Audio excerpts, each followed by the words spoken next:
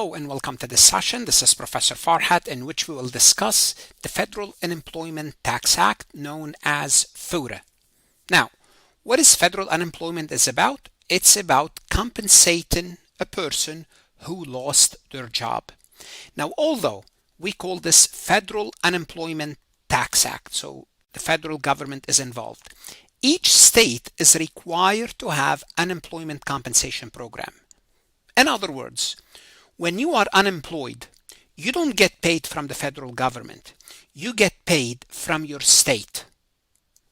So why do we have federal unemployment tax if the state is responsible for this program? The federal program is there to back up the state. Think of the federal program as an insurance, in quote, for the state themselves. And federal government administered the program, and that's part of the Social Security Act of 1935, this Unemployment Tax Act. Now, employer fund the program. In other words, you as an employee, when you work for a company, you don't pay taxes into the program. Now, there's one or two states, and one of them happens to be Pennsylvania, where I live, where you as an employee will have to contribute. It's a very small amount, nevertheless, you have to contribute to it. Otherwise, what we can say is employers fund the program. Employers are subject to FUTA if either of these criteria apply. Not farm workers, not household workers. Employers, but not those type of workers. If you paid wages of $1,500 or more in any calendar quarter in the current or preceding calendar year, or you had one or more employees for at least some part of a day in any 20 or more different weeks in the current year, or 20 or more different weeks in the preceding year. Once you qualify under either or, then you are subject to FUTA. As an employer, you have to pay your FUTA. Now, in this session, we have to know how much do you have to pay, how does it work, which form do you have to complete, do you keep paying forever, is there a limitation? Let's go ahead and get started. Before we proceed any further, I have a public announcement about my company, farhatlectures.com. You are here because you are serious about mastering taxation. Whether you are taking a tax course, studying for the CPA exam, or enrolled agent, tax feels overwhelming, not because it's impossible, but because it's dense, detailed, and often taught at a pace that doesn't match the way you learn. The rules can feel disconnected, and the logic isn't always explained clearly. At Farhat Lectures, we slow it down. We explain the why behind the rules, break concept into simple steps, and rebuild your understanding from the ground up without assuming any prior knowledge. When explanation matches your learning, everything changes. The confusion fades, the rules start to connect, and tax becomes manageable. If you are ready to understand tax with clarity and confidence, start your free trial at farhatlectures.com, and let's build your tax foundation together. The first thing we will discuss is how much is the rate. Now, if you look at the FUTA form, the form itself, the rate is 6% of employee wages up to $7,000 per employee. What does that mean? It means for each employee up until they reach $7,000, you have to pay 6%. Now hold on a second. Here's what's going to happen. The federal government will give you a credit of 5.4% if state is in good standing, if you are making timely payment to your SUTA. What is SUTA? SUTA is a state unemployment tax. As long as you are in good standing with your state unemployment, remember, each state will have its own program, and the FUTA administer all these state programs. It works as an insurance for the insurance. Therefore, as long as you are in good standing with your state, the federal government will give you a credit of 5.4. Therefore, what you end up paying, not 6%, 0.6%, which means. Now, if you fail to pay, if the employer fails to pay state unemployment taxes by the Form 1040 due date, which we'll see the form and the due date is January 31st of the following year, the FUTA credit is reduced by 90%. So the normal rate is 5.4. They will take 90%. You're only you lose 10. You reduce to 90%. Your rate is 4.86. Therefore, your effective rate becomes 1.14. Let's take a look at this example. Adam Company has 15 employees and paid wages in total $105,000 subject to SUTA during the year. So let's take a look at scenario 1, and we paid SUTA on time. FUTA is 15 employees times $7,000. That will give us $105,000. Now we'll take $105,000 times 0.6%. You have to pay in taxes $630. Now scenario 2, let's assume we did not pay SUTA on time.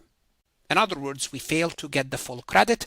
Therefore, the credit is reduced to 4.86. Therefore, our net FUTA is 6 minus 4.86, which is 1.14%. Therefore, our FUTA tax is $1,197. So simply put, because you did not pay SUTA on time, you have an additional cost of $567.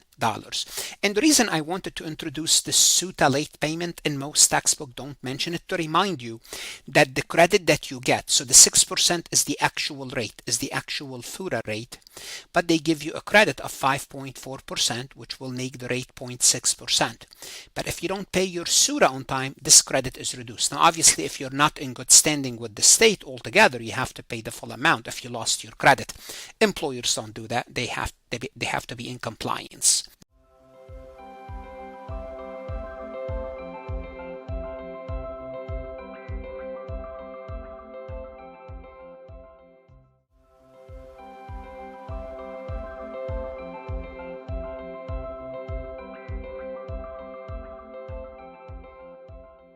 Now, when do you have to make the deposits? FUTA taxes are deposited quarterly with an authorized depository if the taxes for the quarter plus the undeposited taxes from the prior quarter exceeds 500. So once you get to 500, you'll have to make a deposit. Now, when we say authorized depository, there might be a bank account or some place where you can make this payment. Usually it's a bank account, or you can directly pay to the government through this EFTPS, Electronic Federal Tax Payment System. So the employer must record that the tax paid is for FUTA tax and indicate the quarter to which the payment apply. So the deposit is due no later than the last day of the month following the end of the quarter. So if we're looking at the first quarter end of March, you have to make the payment by end of April, the last day of the month following the end of the quarter. So if the employer does not specify to which tax the payment is to be applied, the default is for the Form 941 tax payment, withholding, and FICA taxes.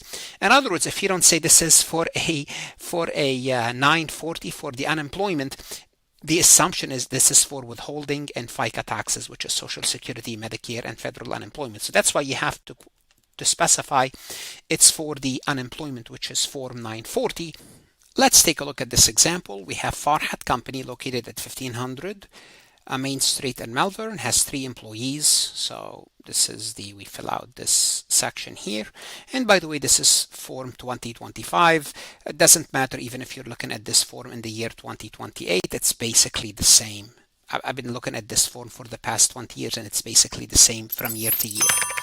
And the 3 employees, employee A, B, and C. Employee A were paid in total $32,000, employee B $18,500, employee C $5,200, total wages $55,700.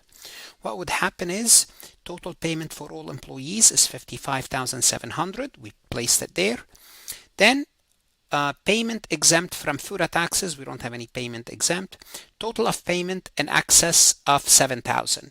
So what we need to do, we need to figure out, because only the first $7,000 is subject to FUTA. Therefore, the amount that's excluded, if we look at the first employee, only $7,000, and the first employee B only the first $7,000, employee C only $5,200, because that's all what we paid. So if we take the total minus the amount in excess of $7,000, which is employee C did not reach that, what's left is 36,500. So this is total payment made to each employee in excess of 7,000. For example, for employee C is none, but it's only the other two employees. Then line 6 is line 4 plus line 5, which is only 36,500. Then line 7 is line 3 minus line 6, which is 19,200. So the amount 19,200 is the amount subject to FUTA. We'll take this amount multiplied by 0.006. We're assuming here we're paying on time. That's the assumption here. So the FUTA taxes is 115. Do we have to pay this quarterly? No, this is, by the way, this is an annual form. We can wait to submit the annual form to submit the payment. Now remember, if you owe more than $500, you have to make a quarterly payment. So we are entitled to 5.4% credit. So the net rate is 0.006. So 19,200 times 0.006 equal to $115.20. And we have to submit this payment no later than January 31st, 2026. Again, we can wait because we don't owe the government $500 for FUTA. They're okay waiting. If we do, they want their money almost immediately. Immediately means 1 month after the quarter. What should you do now? Whether you are an accounting student, CPA exam candidate, enrolled agent, go to Farhat lectures, look at additional resources, lectures, MCQs, exercises, AI resources, podcast. The best investment you can make is invest in yourself, and don't shortchange yourself. Invest in your career. God bless.